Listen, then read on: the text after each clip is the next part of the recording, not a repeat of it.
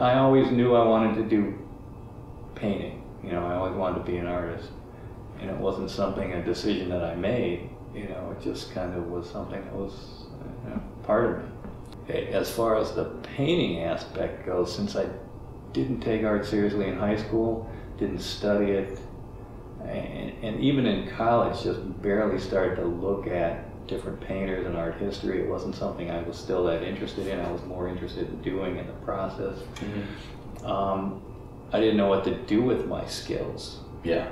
You know, so it was a long, long process to the point where you kind of find your aesthetic of what you really want to do. And I had always been interested in atmosphere, so to speak, even as a kid. I think as part of my statement, you know, I would literally just lay out on lawns and watch the sky, especially during storms. You know, when everybody else was going in the house and it's raining and it's thundering, I'm lying on the grass, you know, getting pelted with hail or rain, watching, you know, looking at the movement. So I'm not sure how to put it. And I hate to say my calling, but what I really wanted to do with paint. You know, I went through all different kinds of, you know, I did the abstract illusionist thing, I did the surrealist thing, I did Holocaust paintings, which I merged with abstract painting, which was kind of interesting. But until I started really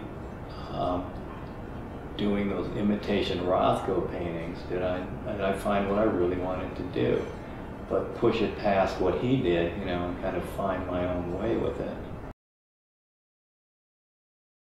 You know, creating this atmosphere, but going off canvas, not into canvas, you know, and creating illusions. I was interested in optical illusion art, and I'm trying to do combinations of the two. You know, so. But that's, I used to have that pat answer when people would ask me about my artwork. I'd say I'm not a writer. I became an artist and a painter because I didn't verbalize very well, and this is how I express myself, so go look at my artwork and leave me alone. I paint the sides black so that when I'm throwing all this color, I just leave it. So I leave it on the side, and that becomes kind of the process. I'll keep working on a painting, you know, if it looks done to me, if I can sit in front of this painting and contemplate it. I mean, that's what these paintings are for. I mean, I really want people to be able to sit and just contemplate, you know, sort of meditate on what's going on visually. If I can sit there, let's say I put 5 coats on, that's never happened, and sit there and look at that and not think of something else that I can do to it, or that it doesn't work, then it's done. But sometimes that could be 30 layers, 40 layers. It all depends. It's a history sense. Slow history.